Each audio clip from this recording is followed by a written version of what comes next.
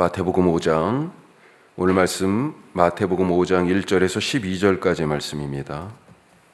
오늘 말씀은 마태복음 5장에서 7장까지 있는 산상보훈, 산상수훈이라고 일컬어지는 그런 마태복음에는 5가지의 설교 단락들이 있어요. 왜 그러냐면 마태는 구약의 말씀을 엄청 많이 이용하거든요. 인용하는데 우리가 마태복음 1장 1절 시작할 때도 알고 있지만 예수님을 소개할 때 아브라함과 다윗의 자손 예수 그리스도 이렇게 예수님을 소개합니다. 아브라함에게서 약속된 것이 예수님에게서 성취되었다. 구약의 다윗 왕에게서 보여졌던 메시아의 그 표상이 이제 예수님에게서 나타났다. 이런 얘기죠. 그래서 구약의 말씀이 지금 이 시대에 이루어졌다라고 하는 것을 나타내기 위해서 구약의 말씀을 다른 복음서보다 가장 많이 인용합니다. 자, 그런데 마태복음은 그런 뜻에서 구약에는 이스라엘 백성들이 중심으로 삼았던 것이 크게 2가지라고 얘기할 수 있는데, 하나는 성전, 또 하나는요 율법, 말씀이죠. 말씀. 그래서 말씀, 율법, 특별히 토라라고 하는 이 말씀을 딱 생각하면 바로 성경 처음에 5권의 책, 모세오경이라고 일컬어지는 이 5권의 책이 먼저 생각나게 되는데, 이 마태복음이요 그걸 갖다가 이 마태복음 안에 넣어놓고 있다는 거죠. 설교가 5대목이 있습니다. 그 중에 첫 번째 설교 대목이 바로 오늘 우리가 읽은 산상보훈이 시작하는 이 대목이에요. 마태복음 5장에서 7장, 이 산상보훈이 그 오경과 같은 역할을 하는 설교 대목 중에 하나예요. 그 중에 우리가 도입부에 해당하는 소위 팔복, 8가지 복에 대한 이 말씀을 읽었습니다. 3절에서 10절까지 각 절마다 하나의 복을 말하고 있습니다. 그리고 각 절은 2문장으로 앞뒤 2개로 이루어졌는데, 앞에는 누가 행복한 사람인지 그걸 말하고 있고, 뒤는요 왜냐하면이라고 사실은 시작해요. 심령이 가난한 자는 복이 있나니, 사실은 왜냐하면이 들어있어요. 왜냐하면 그는 뭐뭐한 사람이기 때문입니다. 행복한 이유를 말해주고 있습니다. 자, 이렇게 8가지가 이렇게 쭉 나오는데 이걸 2묶음으로 나눠볼 수 있습니다. 또 그래서 앞에 4개는 하나님과 관계 속에서 얻게 되는 그런 복, 또 뒤에 4가지는 사람들에 대한 그런 어떤 수평적 관계 속에서 주시는 그런 복, 그것을 말합니다. 더군다나 첫 번째 4개 하나님과 관계 속에서 받게 되는 복, 가난한 사람은 이랬잖아요. 그리고 우는 사람은, 온유한 사람은, 또 배고픈 사람은, 의에 줄이고, 이때 이 단어들이요 헬라 말로 파이, 이 피에 해당하는 단어 시작이 다 그걸로 돼 있어요. 그런 문학적인 하여튼 그런 구조로 또 이루어졌다 하는 것입니다. 자, 우리가 오늘 이 말씀 통해서 행복이 과연 무엇인가, 누가 행복한가 우리가 잠깐 나누려고 해요. 우리는 복받기를 구하고 또 행복하라고 그렇게 빌어주는데, 과연 복이 무엇인가? 우리가 설교를 통해서도 지금까지도 자주 들어왔습니다만, 그리스도인들은 우리가 복받은 사람이다 그렇게 말하는데, 무슨 복을 받았나? 자, 복이 무엇인지 모르니까 복을 이미 받고도 복 없다, 복이 치질이 없는 것처럼 그렇게 살고, 엉뚱한 것을 복으로 알고 그래서 그것을 복인 줄 알고 자꾸 쫓아가요. 헛것을 구하고 쫓으며 살다가 인생을 낭비합니다. 그게 복인 줄 알고 가서 딱 붙잡았는데, 그것만 있으면 행복하다고 생각했는데, 거기까지 가면 행복할 거야 기대가 컸는데, 그런데 가보니까 그게 행복이 아니었더라. 이거 시간 헛것으로 쓴 거죠. 그래서 오늘 우리가 무엇이 복인가, 그리고 누가 행복한 사람인가, 복받은 사람인가, 짧지만 조금 더 살펴보겠습니다. 첫 번째, 무엇이 복인가? 자, 어디에서 예수님께서 지금 이 산상보훈, 산상설교를 하고 계십니까? 1절에 보니까 예수께서 무리를 보시고 산에 올라가, 산입니다. 산. 아주 중요한 단어예요. 사실은 예전에 옛날 그 이스라엘 백성들, 이 지금 예수님의 말씀을 듣고 있는 이 사람들, 그들의 조상들, 이 사람들도 산에서 하나님의 말씀을 들었습니다. 언제요? 어느 산입니까? 이스라엘 백성들이 원래는 종살이 하던 이집트 땅에 있었잖아요. 거기에서 하나님이 모세를 통해서 인도하셨죠. 구원하셨죠. 홍해를 건넜습니다. 광야에 나왔어요. 자, 그리고 나서 약 3달 정도, 정확하게 말하면 6주예요, 6주. 1월 15일, 14일 저녁에 나와가지고 그래가지고 3월 첫날이 될 때쯤 시내산에 도착했습니다. 산에 도착했어요. 그 산, 시내산에서 하나님의 말씀을 받았습니다. 이 사람들이 지금요, 새로운 모세보다 더 뛰어나신 새로운 율법의 선포자 예수님과 더불어 지금 이 산에서요, 예수님으로부터 말씀을 받고 있는 거예요. 산에 있습니다. 산에. 이 말씀으로 이스라엘 백성들은 얼마 전까지, 6주 전까지만, 3달 전까지만 해도 지금 이집트 땅에서 노예 생활이었는데요. 그 말씀을 시내산에서 받으면서 어떻게 됐어요? 하나님의 백성이 이제 된 거예요. 여기에서 우리가 그래서 주목해 볼 것은 이스라엘이 하나님의 백성이 되기 위해서 무엇을 한 것이 아무것도 없다는 것입니다. 그 산에 온 것도 하나님이 인도하셔서 온 거고요. 하나님의 백성이 된 것도요, 하나님이 그들을 선택하셔서 된 거다라고 하는 거죠. 하나님 백성이 되기 위하여 무엇을 한 것이 아무것도 없는데도 불구하고 하나님이 그들을 자기 백성으로 선택하시고 자기 백성으로 불릴 만한 어떤 공적이 아무것도 없음에도 불구하고 하나님께서 그들을 일방적으로 내 백성이라고 선택하신 거예요. 자격이 없었다고요. 우리가 뭔가를 하려고 해도 제일 잘하는 사람 뽑잖아요. 그렇죠? 국가대표 선발전. 어제 잠깐 텔레비에 제가 프로그램 이름을 잊어버렸네. 거기에 예전 스케이팅 선수가 하나 있고 그 다음에 쇼트트랙 선수가 유명한 선수들이 나왔더라고요. 그런데 국가대표 선발전 1년에 한 번씩 한대요. 4월 달에 있대요. 한 번 선발되면 1년 내내 그렇게 국제대회에 나가고 국가대표로, 그리고 다시 또 4월 달이 되면 마지막 대회가 세계선수권대회, 그리고 나서 마지막 그 대회 끝나면 다시 또 국가대표 선발전. 우리나라 국가대표 선발전 중에 양궁 같은 경우는 선발만 되면 세계 최고 아니에요. 금이 거의 따놓은 당상인 것처럼.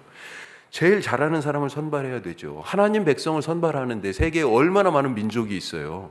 그런데 아무 힘도 없고 뭘 해놓은 것도 하나도 없고, 말을 잘 듣습니까? 이 백성이 광야에 나와보니까 알겠잖아요. 불순종하고 의심하고 불평하고, 심지어는요 하나님이 아닌 것을 만들어가지고 금부치를 다 빼가지고 송아지를 만들어서 이것이 우리를 인도한 신이라고까지 하던 그런 사람들이에요. 당장 그냥 끝내버릴 그런 사람들인 거죠. 아무런 자격이 없습니다. 그런데도 불구하고 하나님께서 자기의 뜻대로 이 백성들을 택하신 거예요. 자기 백성을 삼으셨습니다. 이것이야말로 진짜 복입니다. 다른 복이 아니고요, 이것이 진짜 복이에요. 자, 오늘 우리가 읽은 말씀에 우는 사람이 나와요. 왜 우는 것입니까? 왜 우는 사람이 복이 있어요? 그가 위로를 받기 때문에. 세상은 그를 울게 하는데 하나님은 그의 눈물을 닦아주고 계십니다.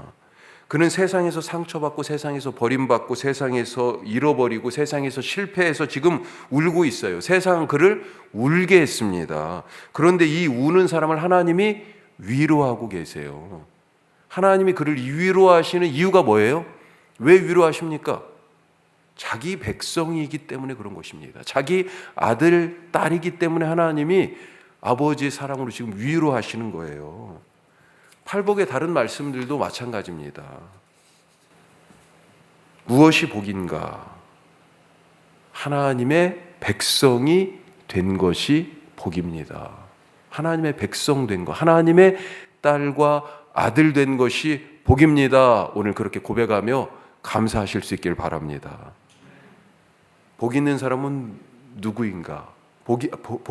나는 복 있는 사람인가? 이런 얘기는, 그래서 다른 말로 바꾸면 나는 하나님의 자녀인가? 또 나는 하나님의 백성인가? 우리가 행복하지 않다라고 느껴질 때 있잖아요. 일이 잘 안 되고 기대한 대로 뭔가가 착착 진행되지 않는 것 같을 때, 그래서 마음이 상하고 다치고 낙심이 될 때 그 감정이라는 것이 행복하지 않아 이렇게 느껴지게 되잖아요. 그때 이렇게 질문하시기 바랍니다. 나는 하나님의 자녀인가? 하나님이 나를 구원하셨나? 하나님이 구원하셨잖아요. 예수님이 나를 위해 죽으셨잖아요. 그래서 내가 하나님의 자녀가 됐고 하나님의 백성이 됐잖아요. 진짜 복은 뭐라고요? 진짜 행복은 바로 여기에 있다고요. 그렇게 꼭 물으시기 바랍니다. 자, 두 번째로 누가 복 있는 사람인가? 그러면 누가 복 있는 사람인가? 자, 오늘 말씀에서는 누가 복 있다고 말합니까? 8가지 복에 대해서 말하잖아요. 마음이 가난한 사람, 우는 사람, 애통하는 자, 온유한 사람, 줄인 사람. 왜 줄여요? 의에 굶주리고 배고파서. 불쌍히 여기는 사람, 마음이 깨끗한 사람, 평화를 만드는 사람, 의를 위해 박해를 받는 사람. 정말 이 사람들이 그런데 우리가 지금 읽었지만 이 사람들이 정말 복이 있다고 생각하십니까? 우는 사람 복 있어요? 가난한 사람 복 있어요? 심령이 가난한 자는 복이 있나니 그렇게 지금 표현되어 있지만 누가복음에는 그냥 그대로 적나라하게 표현되어 있어요. 가난한 사람은 복이 있나니. 가난한 사람이 복이 있어요? 한참 한국교회에서 축복의 신학을 엄청 많이 설교했습니다. 우리 어렸을 때부터 신앙생활 하신 분들 부흥회 가면 뭘 복이라고 얘기했어요? 예수 믿고 복 받으세요를 예수 믿고 부자 되세요와 같은 말로 설교를 많이 했어요. 그런데 누가복음이 뭐라고 얘기한다고요? 가난한 사람이 복이 있다고 얘기해요. 이 사람들 오늘 지금 말씀에 나오는 사람들 복 있는 사람이에요. 오늘 말씀 마지막 절에는 뭐라고 돼 있어요? 너희 전에 있던 선지자들도 이렇게 박해를 받았다. 선지자들이 그렇게 박해를 받으며 살았던 것이 바울이 몇 번이나 죽을 고비를 넘겼던 그 모습이 베드로는 거꾸로 십자가에 달려서 죽은 그 모습이 그게 복 있는 모습입니까? 세상적인 눈으로 봤을 때 그게 복이에요? 우는 자가 복이 있다. 누가 불의를 대하거나 하나님의 약속이 더디 이루어지는 걸 보면서도 참고 견디는 그걸 온유한 사람 이렇게 표현했는데 그런 사람이 복이 있나? 어떻습니까? 불쌍히 여김을 받는 사람, 긍휼히 여기는 자 여김을 받는 사람이 복이 있다고 그랬어요. 사람들이 지나가면서 아유 불쌍해, 아유 불쌍해. 복이 있는 사람이에요? 늘 박해받고 손가락질 받고 하나님마다 반대받는 사람 복이 있는 사람입니까? 광야로 나온 이스라엘 백성들 한번 다시 생각해 보십시오. 그들은 번듯한 나라도 아니었습니다. 가진 것도 풍부하지 않았습니다. 없어요. 뭘 들고 나왔어요? 겨우 먹을 것 이렇게 떡반죽 막 해가지고 그거 막 둘러매고 그릇째 그것도 급해가지고 그거 둘러매고 온 거고요. 이집트 사람들한테 가서 그 장신구들 금은 목걸이 귀걸이 이런 거 받아가지고 나온 그게 다예요. 그리고 지금 막 집에서 키우던 몇 마리 되는 뭐 소, 양 이런 거 겨우 끌고 나온 거라고요. 그게 답니다. 뭘 풍부해요? 없어요. 땅도 하나 없습니다. 그런데도 이 사람들이 지금 복 있는 사람인 거예요. 그들의 복이 뭐라고요? 하나님께서 주신 약속이 바로 그들의 누릴 복입니다. 세상의 것은 없지만 하나님 안에 있는 사람이기 때문에 복된 거예요. 온유한 사람이 땅을 기업으로 받는다고 그랬어요. 세상에는 그가 살 땅이 없습니다. 광야에 나온 백성들 다시 한번 생각하면 광야 이게 누구 땅입니까? 이스라엘 백성들이 살 땅이 아닙니다. 광야는 이스라엘 백성들에게는요 지나갈 곳이에요. 지나갈 곳. 어디를 향합니까? 광야는 목적지가 아니죠. 광야를 지나서 하나님이 약속하신 땅에 가는 사람들의 이 사람들은 광야가 우리식으로 지금 얘기하면 세상입니다. 세상에는 우리가 머물 곳이 없습니다. 따라서 하나님 백성은 광야에서 잠시 머물기 때문에 집 짓고 산 게 아니고 뭐 했습니까? 임시 거처, 천막 치고 살았어요. 텐트, 장막 안에 거했었습니다. 그거 치고 오늘 자고 하나님이 가라 하시면 다시 또 가는 거죠. 그렇게 또 싸 짊어지고 심지어는요 하나님의 집도 천막이었어요. 텐트. 그래서 성막이었잖아요. 성막. 나중에 솔로몬이 성전을 짓기 전까지는 하나님의 집도 텐트였다고요.